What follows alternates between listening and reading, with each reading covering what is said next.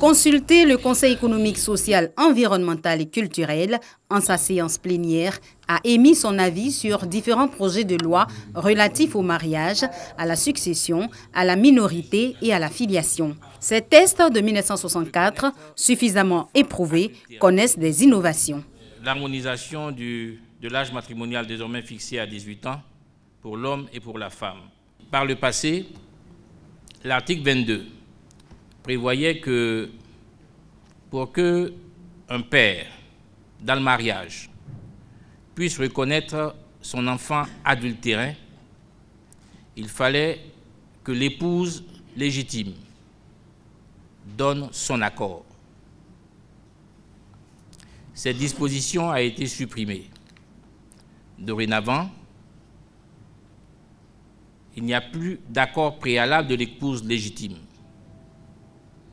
Le père adultérin devrait ou doit notifier à l'épouse légitime la reconnaissance ou le projet de reconnaissance de l'enfant adultérin, et ce, par voie de commissaire de justice, c'est-à-dire par voie d'huissier.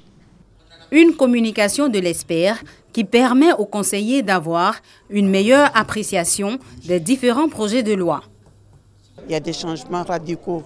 Nous pensons que le succès reposera sur la sensibilisation. Les esprits ne sont pas tout à fait préparés à certaines innovations, mais qui ont déjà cours dans le monde. Donc pour s'adapter à ce mouvement mondial, il est bon que les esprits en prennent. Le travail du comité ad hoc, chargé de la réflexion sur ces différents projets de loi, a été porté à la connaissance de tous les conseillers.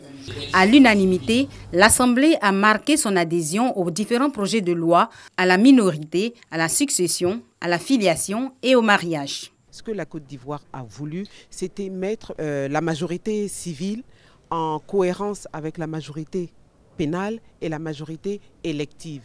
Et d'autre part, se mettre en conformité, si je peux employer ce terme-là, avec les autres pays à l'international. Avec les observations des conseillers économiques, ces lois adoptées sous réserve iront au gouvernement, puis au Parlement.